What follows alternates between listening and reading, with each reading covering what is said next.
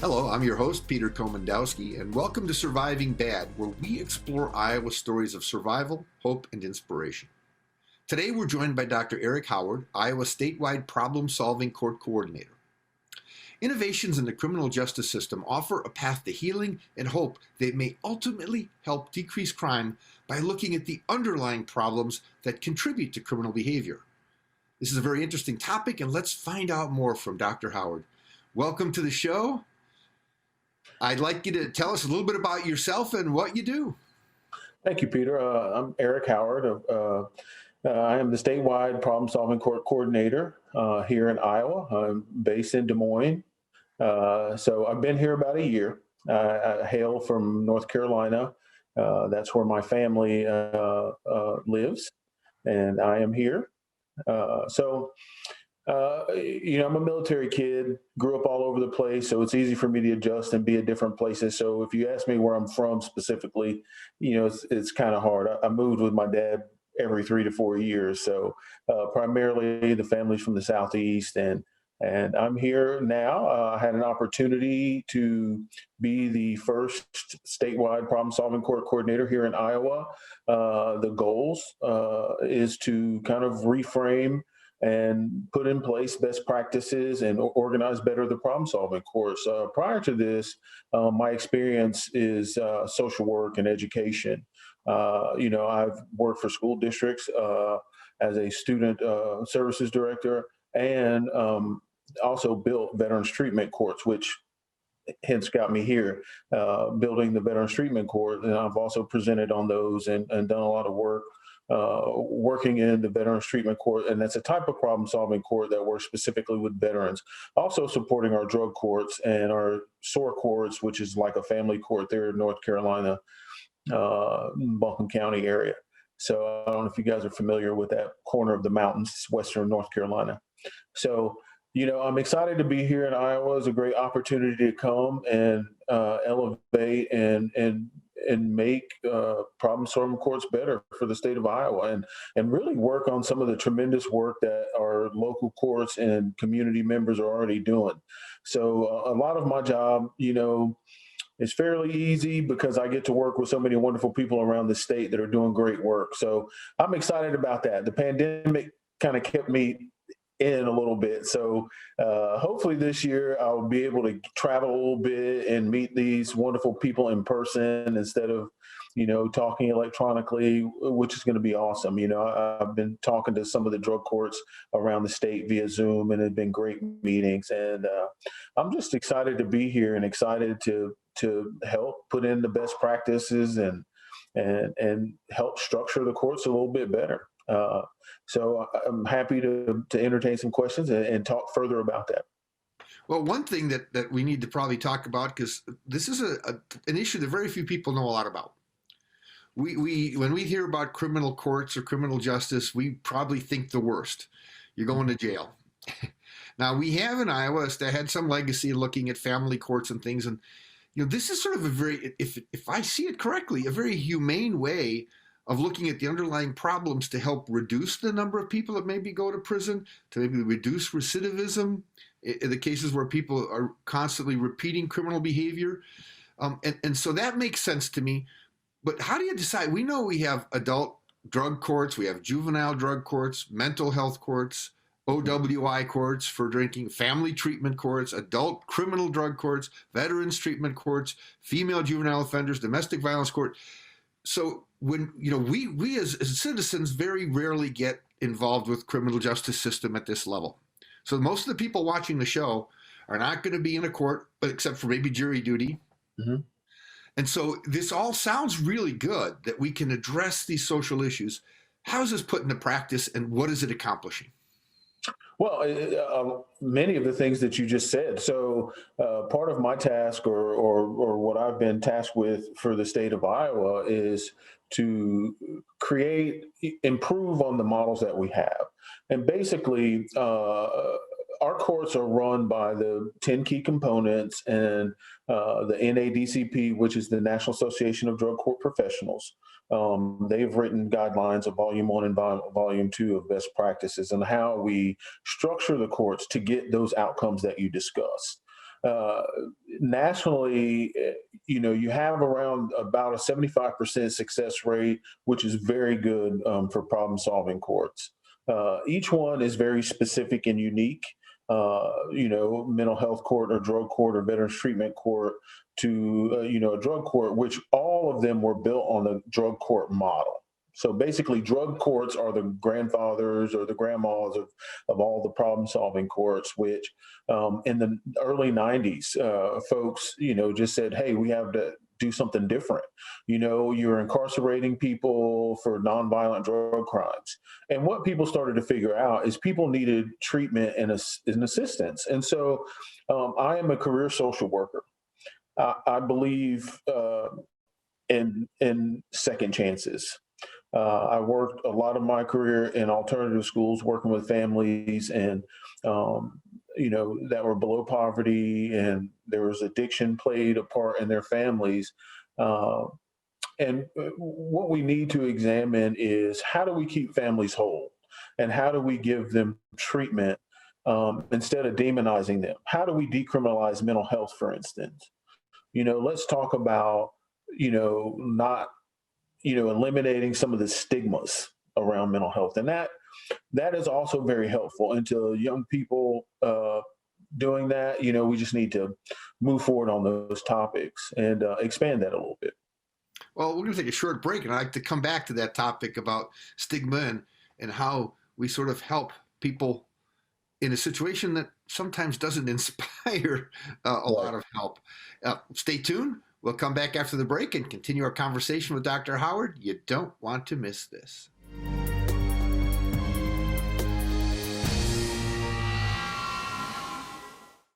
I may never have met you. We don't go way back. Maybe we wouldn't even be friends if we did. But when you wear a mask, you have my respect. Because your mask doesn't protect you. It protects me. I wear my mask to protect you. Mask up, America. As the COVID-19 vaccines become available, you might be asking yourself, should I get it? And if I do, will I be able to go about life without putting my family at risk? You've got questions, and that's normal. The fact is, the vaccines are safe and effective. They're going to save lives. To get the latest on the COVID-19 vaccines, visit getvaccineanswers.org, because getting back to the moments we miss starts with getting informed. It's up to you.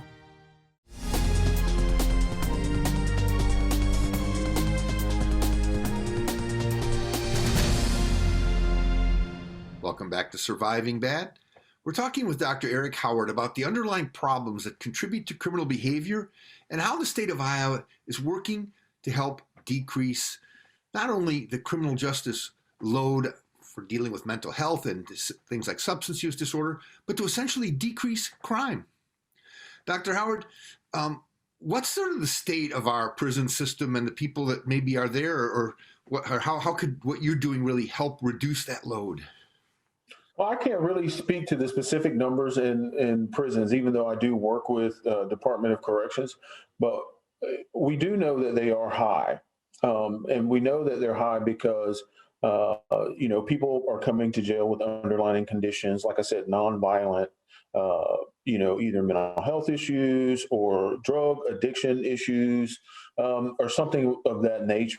So we know that they're high, especially locally, and you're, typically in local jails, tends to be higher because of the time that a person has to come into the system and enter. So one of the remedies that we are looking at to try to help reduce jail population and also support the community is something called the sequential intercept model. And that is it's a mental health type model that basically we're trying to direct people away from the criminal justice system. And in Intercept Zero, for instance, that intercept is on the ground with law enforcement. So one of the things that people are trying to develop and communities are trying to develop is working with law enforcement to de-escalate individuals and have specially trained officers, which are called crisis intervention. So they're crisis intervention trained officers or CIT officers. And, when they see an individual that's acting erratically and struggling, so basically they will, get that person into custody and then make a recommendation to treatment or jail. And hopefully, a lot of that, because officers are on the ground, they develop a lot of qualitative information. They know a lot of people, and so they can help make those referrals to treatment versus the criminal process. And so that's kind of the idea of intercept 0. And then if things progress to intercept 1, where people start entering the criminal justice or jail, is like you said earlier in the earlier segment, where individuals start getting treatment in jail, they start getting that support. And by the time they get to our court system, which would be right around intercept 3, that's where you might have a system of a mental health court. You would have a specialized judge and a team. And mental health courts are really, really good. And they're showing really good numbers because you wrap an individual with support. They get comprehensive support. It's housing, therapy, with the courts basically supervising that individual, because you also, you have that fine line of keeping public safety. So any county attorney is one of the first things out of their mouths, they're going to say that, we have to maintain public safety. However, that's why most of these situations are nonviolent, right? Nonviolent criminal cases where the county attorney and the team feels like this person can be safely supervised in the community. And so they help try to find housing, they help try to find stability and consistent therapy. And when they have their status hearings, that's all judicially monitored. So you keep getting these updates, and and there's a list of sanctions and incentives that people work through. It could be, say, if a person tests positive for drugs that week, you don't immediately violate them and send them back to jail. What you want to do is say, hey, what did you do here? Take ownership of what you did. Factor in who you've hurt other than yourself. And with that treatment and support, say you might have, the judge may order a report. So you're going to have to write an article about, the misuse of, drugs or misuse of alcohol. And that needs to be ready for the hearing, the next status hearing that you come into. And so that's a sanction. And an incentive could be a reduction in the time that you actually go through the different phases of course. Typically phases, there's 4 to 5 phases. The baseline treatment court model is 12 to 18 months. So you'll be engaged with that system for 12 to 18 months. So it's really interesting process from the beginning to the end. And so the goal is really recognizing folks with mental illness or, erratic behavior, and really deconstructing that conflict. You want to make sure that, you de-escalate those things and find out what's wrong. You have a lot of citizens that are out there that are really struggling, that are nonviolent. They may be struggling taking their medication. There could have been, like in COVID, what we've seen, there could be some serious mental breaks with people who hadn't ordinarily acted this way. And so by using that sequential intercept model and redirecting people away from the criminal justice system and providing more therapy and more support for them is an effective way to save money for your community and better support individuals and your community. So it's interesting because the old model was, you think, well, somebody gets arrested, then they go through the judicial system, then they go to prison or jail. Right. Right now, what we're saying is that there are many interventions along that process that can reestablish people as healthy, build them up in the community, and essentially reduce not just the social burden, but put productive people back into society. Absolutely. Well, those are great points. We're going to take a short break. When we come back, we're going to talk with Dr. Howard about the challenges and benefits of innovating a court system that can actually help people address their problems. See you all after the break.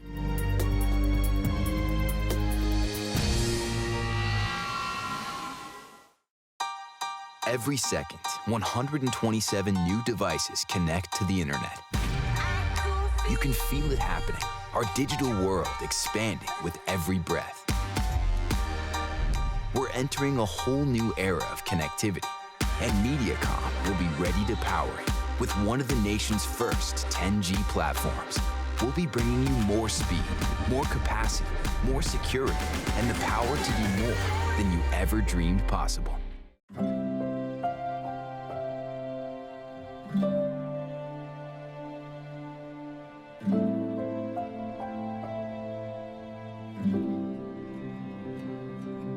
Whether it's advice on managing your anxiety or tools to help you stay grounded, Coping-19 provides a range of resources and self-care tips to help you cope with this pandemic.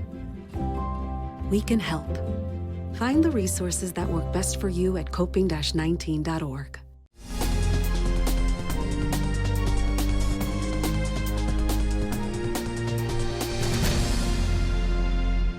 Welcome back to Surviving Bad. I'm your host, Peter Komendowski, and we're talking with Dr. Howard about social issues that come to the forefront when faced with criminal justice, but the ideas of healing that are really important to all Iowans and healthy communities in Iowa.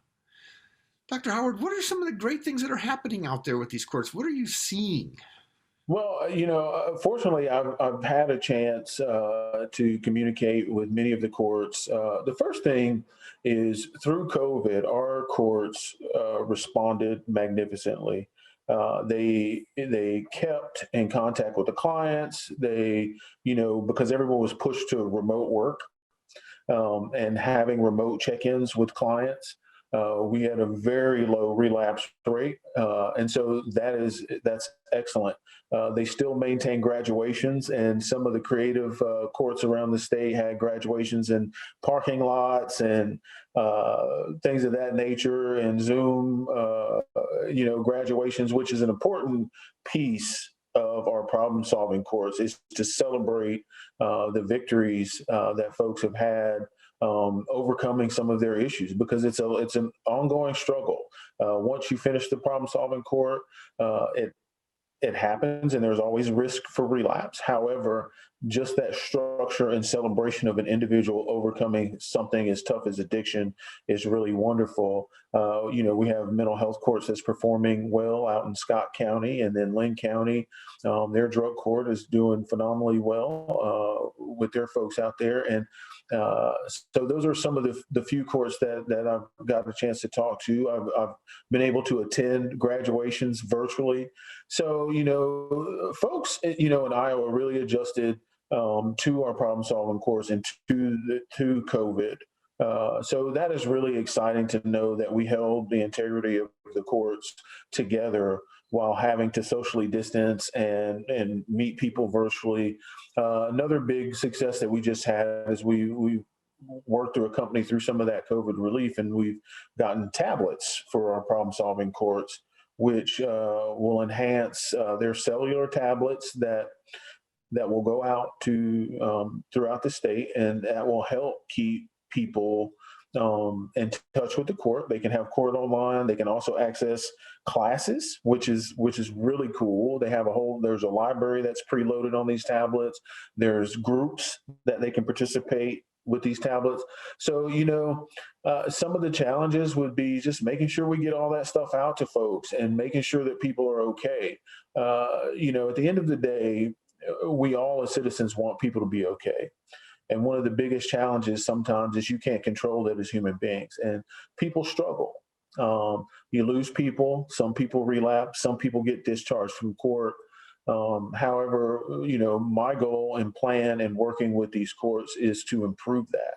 And so, we're moving steadily to that. Like I said, 1 year down, I'm excited for the next couple of years and increasing that. We're also building a case management system for our problem-solving courts for the state, which is really exciting, where we can implement a bunch of data and keep track of our clients in the court and just make sure their overall well-being is doing good. Because the key here again is really being compassionate about the clients and the citizens that you're serving. And our court folks and myself, we see that as like a duty. We are serving fellow Iowans that are struggling with addiction or mental health.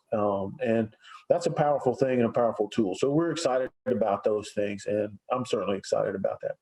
Well, there are a lot of parents And you know, everywhere now we think about the opioid epidemic and things That's that it. are reaching in every economic sector, but probably disproportionately people that have more economic struggles. Um, as soon as one of their family members or children run afoul of the law, it's got to be terrifying to them. Yep. The ripple effect. It's not just the person that engaged in criminal behavior, but it's all the community and family around them and all the stresses and anxieties. Is there a lot of sort of connection between the programs that you have and that you supervise and sort of the community at large and the family members? Are they also engaged in this process of healing and intervention? Absolutely. We have 12 family treatment courts that operate around the state, and their sole mission and goal is to help protect children and serve families.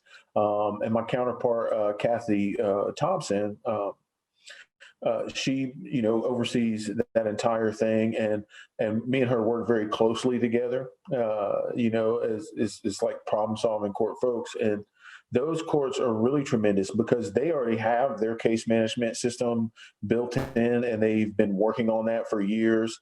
And that nexus between children's well-being and supporting the family, it goes back to, for a long time, we tended to like snatch families out or separate them.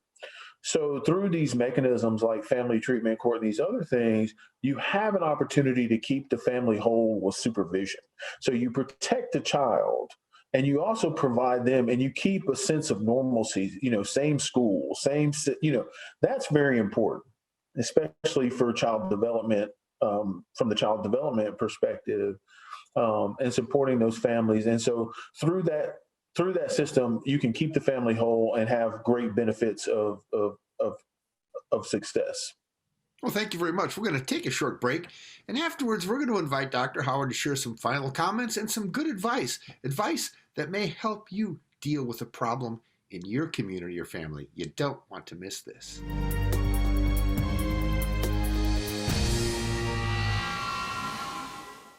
Our fight against coronavirus isn't over. We still have to slow the spread and do our part. Let's wear face masks in public. Stay 6 feet or more from others. Follow state and local guidelines. Wash our hands frequently and stay home when we feel safe. For ourselves, for our loved ones, for our future. Let's move forward together. Learn more at coronavirus.gov. Today, more than ever, you need fast, reliable internet. At Mediacom, we want you to know you can count on us. Our fiber-powered 100% gigabit technology network was built for the future. We have enormous capacity and power and 99.99% network reliability. So even though these are uncertain times, we're prepared. And you can be certain we'll keep your world connected. Even though there's so much against us, you will see me choose to protect myself and my community from the coronavirus by wearing a face cover. And even with my face covered, you will see me making music and bringing light to all, no matter the time. Join me in wearing a face covering to help stop the spread of the coronavirus. Because covering your face is one small act of kindness that has the power to bring us together.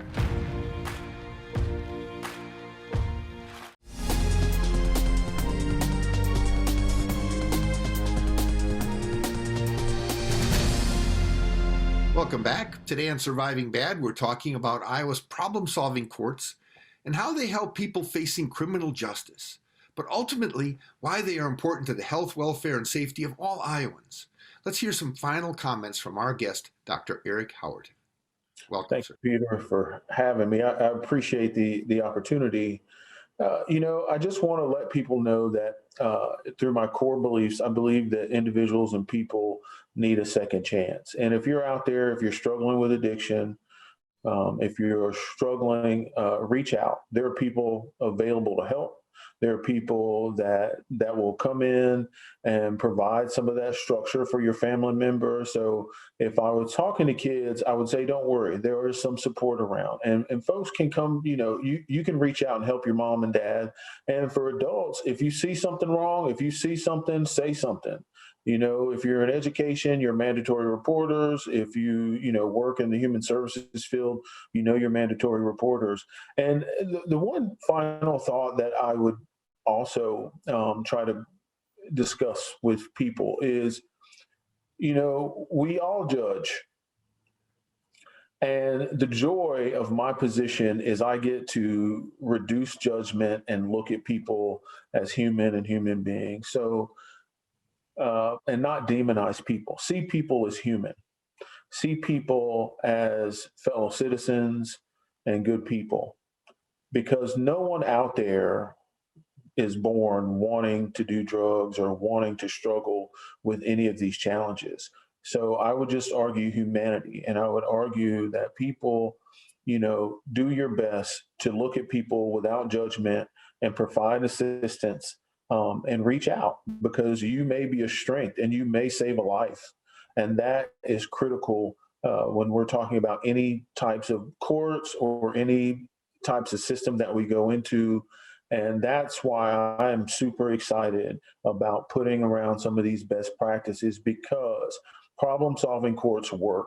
This is an opportunity for us to really support the citizens of Iowa, create whole families, and have great outcomes for people, and giving them that second chance and sometimes third chance. So I would just argue humanity and support for your fellow citizen, and try to reduce judgment as much as possible. We all do it. I'm just saying, try your best to reduce as much judgment as possible, because you can literally save a life by making a phone call or referring a person to a counselor or talking to a trusted adult. It works. And then maybe we can get folks through the systems without being incarcerated and struggling. So, with that, I wish everyone well. And Peter and India, thank you so much for this opportunity to be on this show. And I look forward to it. Maybe I can come back again and talk in another year or two about the more improvements that we're having in Iowa problem-solving courts. So thank you so much. Well, it's so great to see good things happening like this that are really dealing with the world as it is today. And thank you all for joining us today. Check out our website at healthyiowa.org for more information, and keep your eye on Mediacom MC22 for our next episode of Surviving Bad, where we explore Iowa's stories of survival, hope, and inspiration. On Mediacom MC22, your local programming leader.